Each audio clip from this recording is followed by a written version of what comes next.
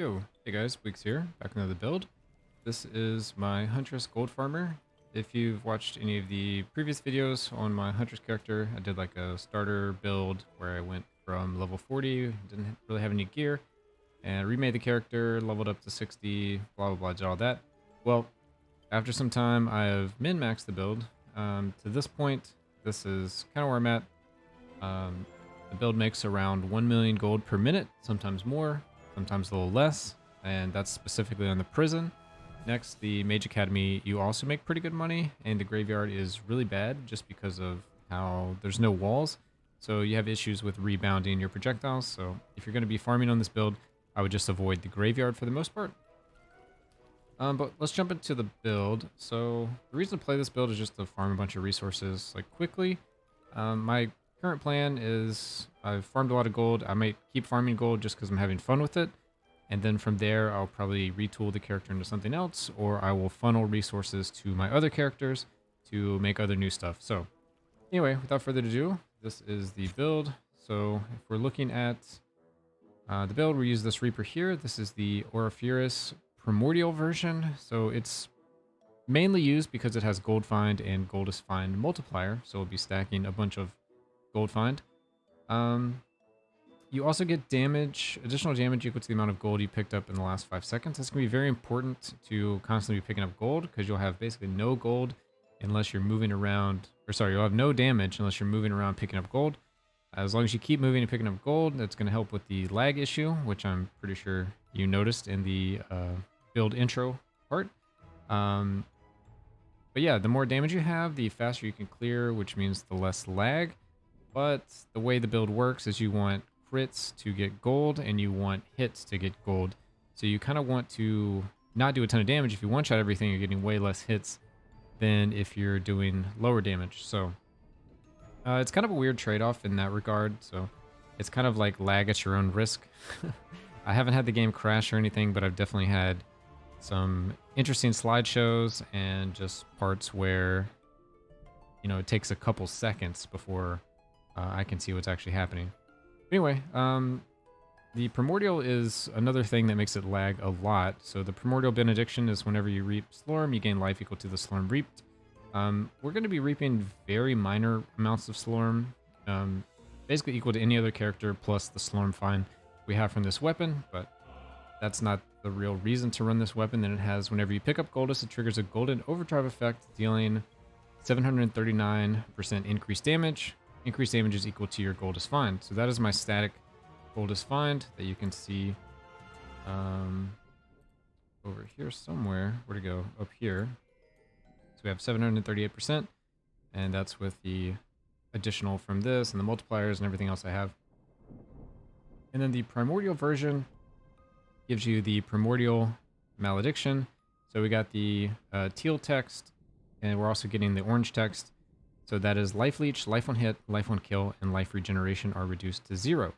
Overdrive bounce number is reduced by 1. So we're not really worried about the overdrive. It's more hits. It does some damage. That's fine.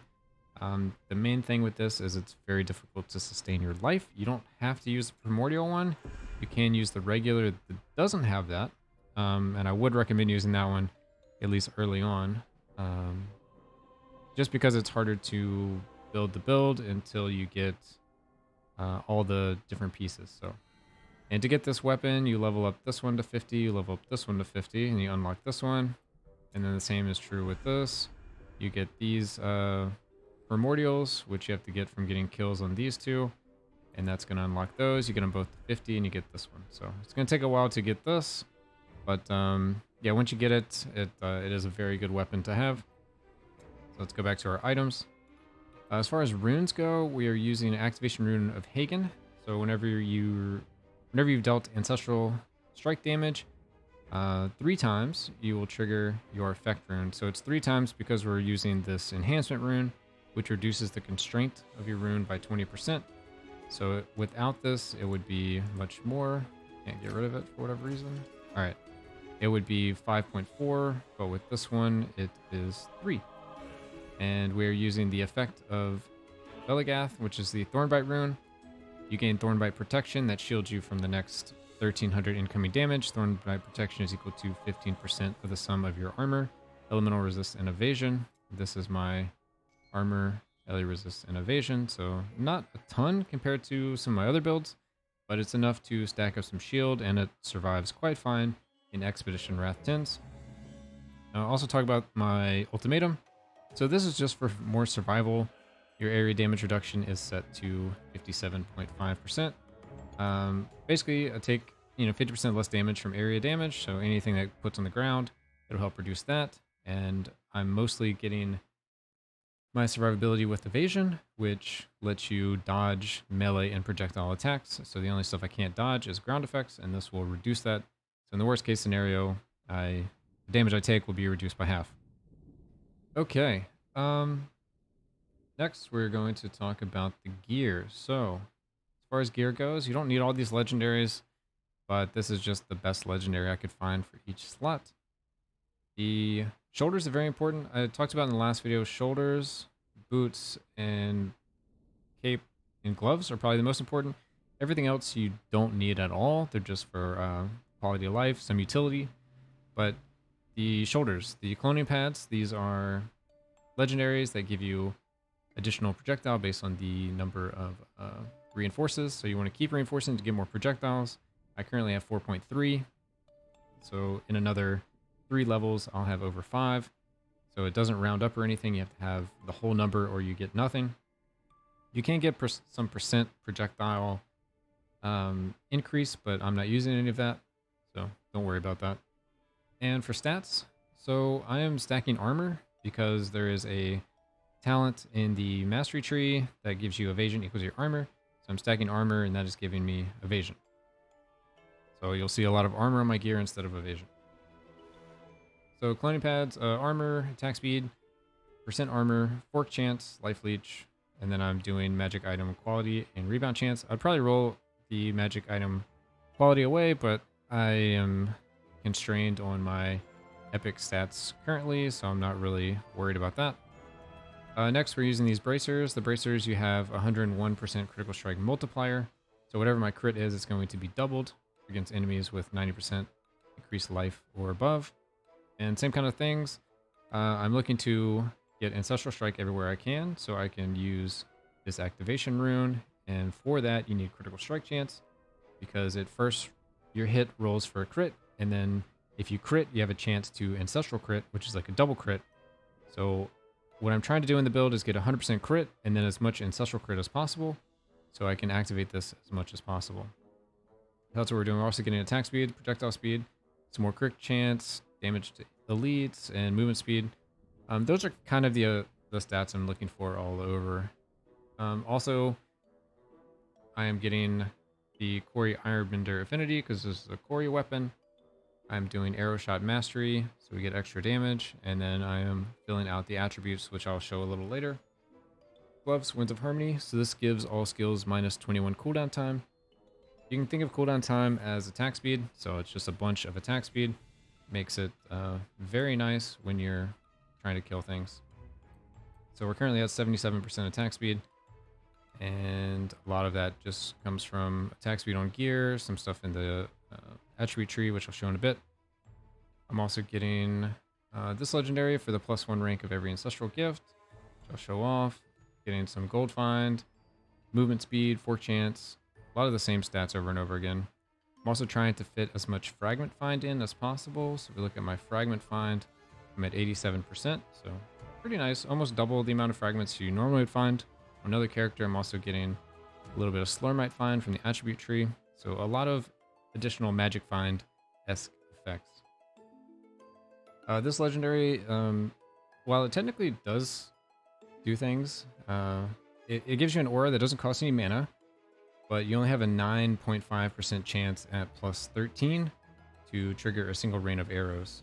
So it's going to take you about 10 seconds to trigger the rain of arrows. It does inherit some of the talents that you pick if you pick certain masteries, so that's kind of cool, but it triggers so rarely. I can't even recommend going for this, but there's really not a lot of good things in the ring slots, so it's up to you what you want to pick there. The boots are very good for the gold find and gold find pickup, which is damage. Next, we use this belt. This belt does stagger. So 18% of the damage we take is going to be staggered over 10 seconds and be dealt instantly. And then whenever you deal Ancestral Strike damage, staggered damage is removed. So we're doing so many Ancestral Strikes, it's going to be basically 18% less damage as long as we're constantly hitting things. Sometimes we'll get a big hit, but we kill them as they hit us, and there's nothing you can do. You're going to take the stagger over 10 seconds. There's no way for you to do an Ancestral Strike and remove it. But it is what it is. It's usually 18% less damage. Next, we have the Golden Fleece, which is one of the important pieces of the build to just get that much more money. So this gives you a chance for enemies to drop Goldus whenever you deal damage to them. This will cause lots of lag, just because gold on the ground causes lag. And we're doing a bunch of hits to try to maximize as much gold as possible. So you will lag with this, but it's basically the most efficient way to make gold. So here we are. I'm also getting some magic item quantity.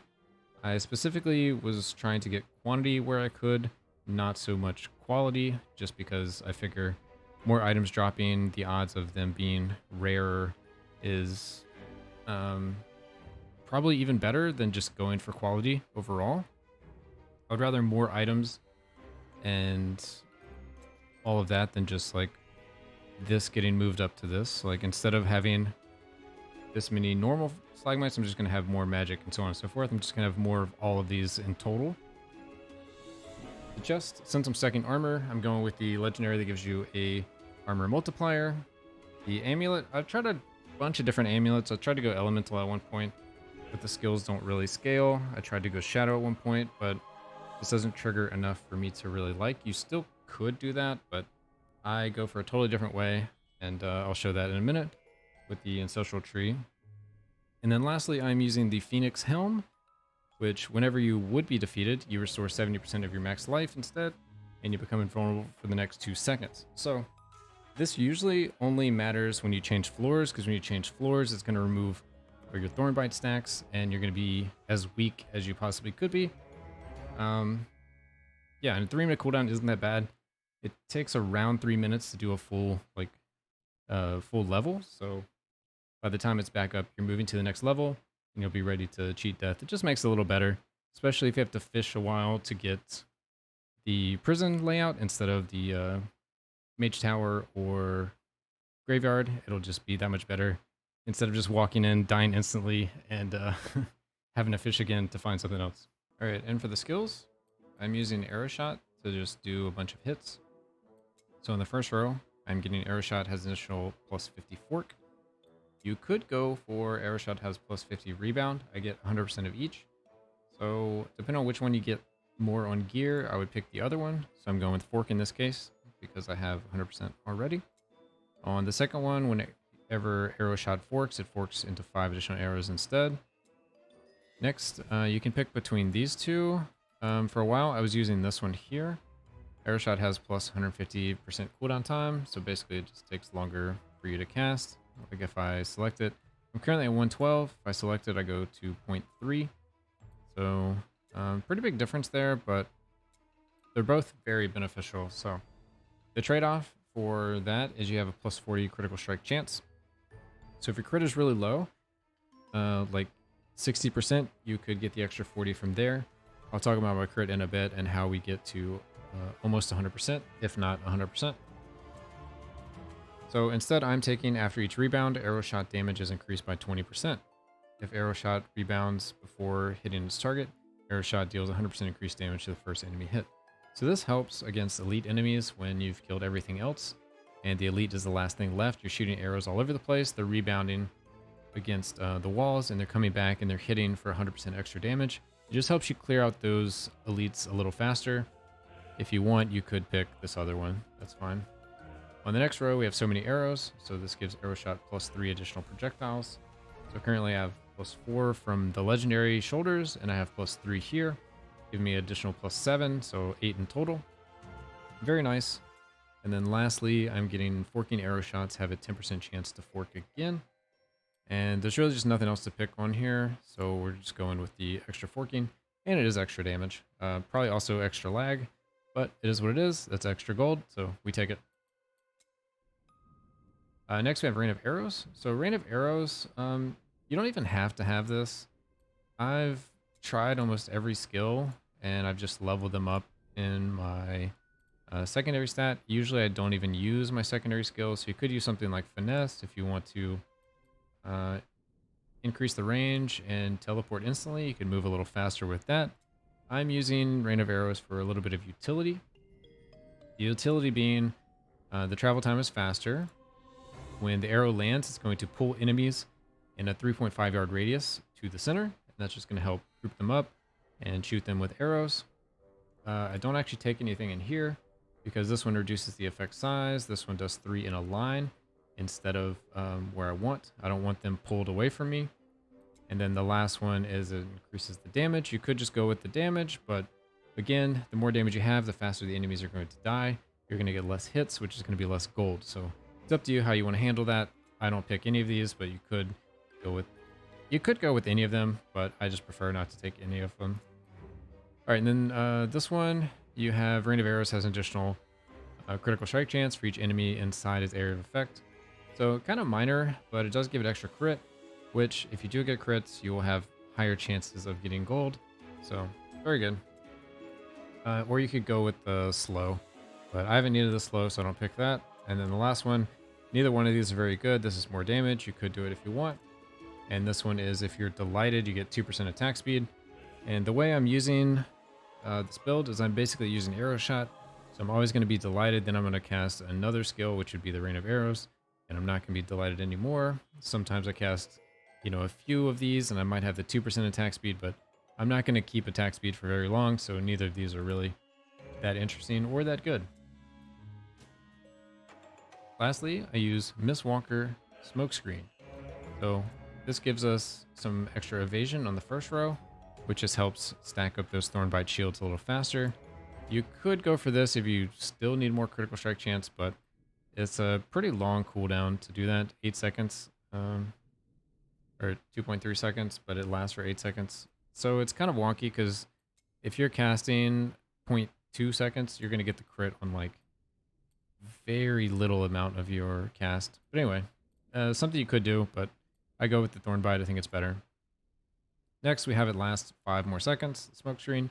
So if you ever needed to go invisible, with this one also makes you invulnerable besides ground effects and lets you move through enemies so you can just pick up gold if you find yourself in a bad position.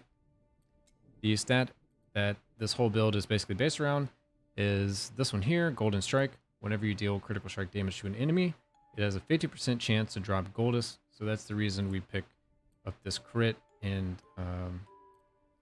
Rain of Arrows, and that's why you would pick up this crit here if you don't have your crit capped. Next, none of these really do anything. If you're doing your secondary with the explosive projectile and using the poison does count as a hit and can drop gold. And here you could do it to where it does more damage. Up to you. I don't think it's that big of a deal, but something you could play around with. Next, I'm using Dazing Smoke, which is going to stun enemies whenever I cast Smoke Screen. So like I was saying, you're going to Smoke Screen.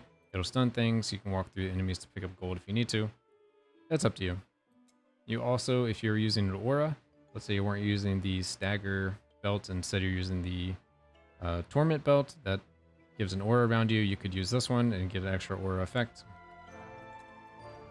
And this is the stat I was talking about earlier. This is Armor of Illusion. You have plus additional evasion. Evasion is equal to 60% of your armor. That's how I get all of my evasion on the build, is just by this stat here.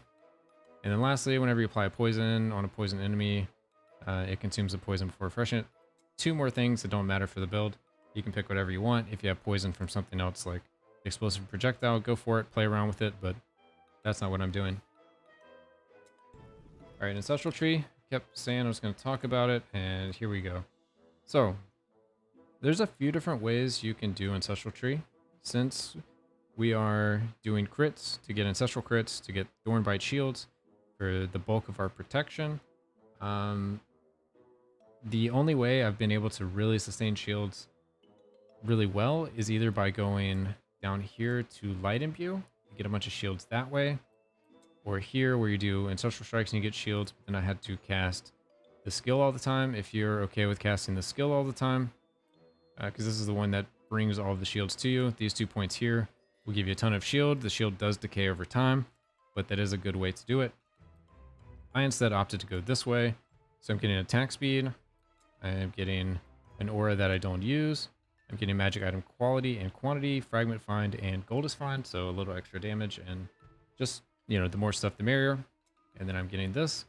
Ancestral strikes create a large wave. The large wave blinds enemies in 3 yards for the next 7 seconds. Blinded enemies miss 50% of melee and projectile attacks, so just an extra layer of defense. And then this one here is basically the same thing, except it silences, and silences makes where enemies don't attack or cast at you. They don't put down ground effects or anything. So I'm basically silencing and blinding stuff constantly. And that's going to let me build up a bunch of shield without taking a bunch of chip damage. So that's what I'm doing here. You could play around with either going Shadow and using the amulet to try to get shield. You could go this Ancestral Strike to get shield globes, but I would say you basically need this shield here. And then your last point, I'm not really sure. You could try to go Light Imbue, but you got to walk around and pick up the shield globes. And I just found those cause more lag than what it's worth. So I go this way here. You can mess around with it though. Alright, we also have the attributes to talk about. So attributes. I've been talking a lot about crit. So I'm getting 4 crit here, another 6 crit here. We also get evasion. Evasion just helps with our defense, so we get more Thornbite shield. Here we get mana and Ancestral Strike chance. So 2 here and 3 here. And then lastly, we're going Bravery. I go Bravery almost all the way to the end. The end, though, is for basically elemental builds. So you have plus 10% LE damage for every legendary equipment you are wearing. I am wearing a bunch of legendary equipment, but I don't do any elemental damage. Because just the way the arrow shot scales, you deal skill damage, not elemental damage. You can try to scale it by doing the amulet and that kind of stuff, but it felt really bad, so I decided to just take out those 2 points, which all I lose is movement speed, Slormfine, influence gain, and movement speed, Slormfine, influence gain. Could take out a few more points, but use the movement speed and I didn't see anything great to put it in. Maybe you could do raw damage or something like that. But anyway, you also get 25% gold is fine, 25% magic item quality, 25% Slormite find, and whenever you pick up an item, you gain a stack of greed, giving you 1% crit chance for the next 10 seconds. And it stacks up to 15 times, so I'm going to get 15 crit from that. And then the next one, whenever you walk a yard, you gain a Strider Stack, which gives you 1% critical strike. Whenever you deal critical strike, you lose your Strider stacks. Whenever you kill an enemy, you restore HP. Doesn't really matter.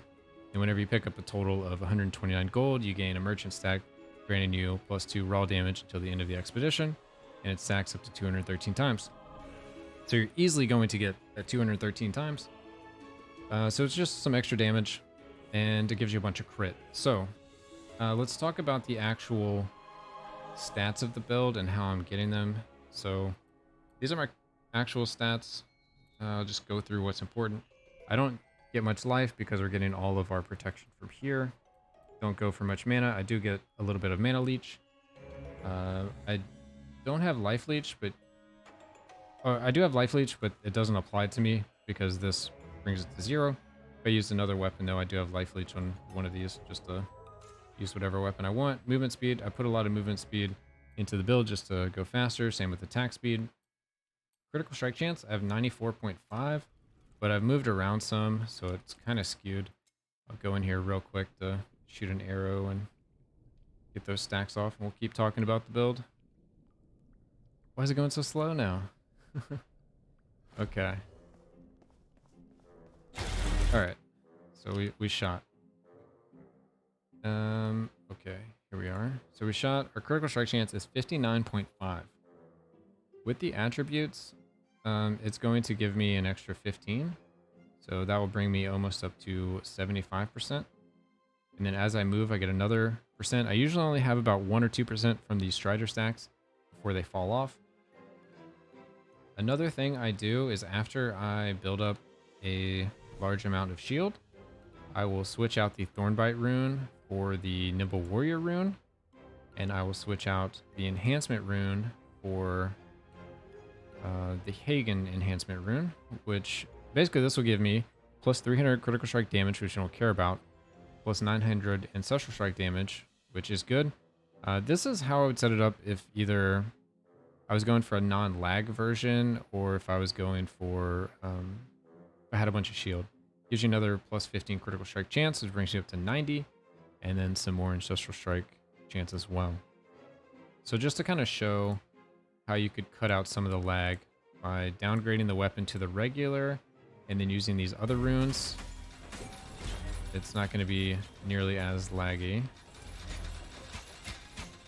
as the previous one where it was stuttering all the time. Oh, and this is a chaos warp, of course. But anyway, that's a little extra to show you. But that brings me to, yes, 90 critical strike chance, and then my ancestral strike chance goes to 46.5. You have 1200 ancestral strike damage, so that's if you really want to just pump out a bunch of damage, and not so much if you're trying to do the shields. Now, you could play it either way if you want to play glass cannon and do that, or if you want to play lots of shields and just survive anything. Fork chance, I have the plus 50 from the skills and masteries. So I have 100% here. Rebound chance, I get 100% from gear. And then I'm getting projectile speed on here and here. And I think I have some on maybe some epic stats somewhere. And that's what's getting me to this 100% chance there. And that's really it with all the stats of the build.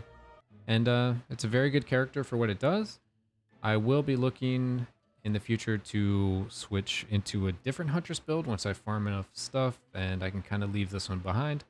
I'm not sure if I'm going to write over my gear with new gear or do new gear from scratch, but I'm kind of looking at playing another character, another Huntress character. Probably Void Arrow is catching my eye, and I want to make it to where it can do some forge farming. So anyway, that's going to be it for this guide in this video. Hope you guys enjoyed. Let me know if you have any improvements to the build or if you have any questions about the build. Answer all the questions and everything. And we'll either have a new Huntress build for you sometime soon, or we'll start working on the Knight character because we don't have a build out for this current version. But anyway, hope you guys enjoyed, and I'll catch you guys in the next video.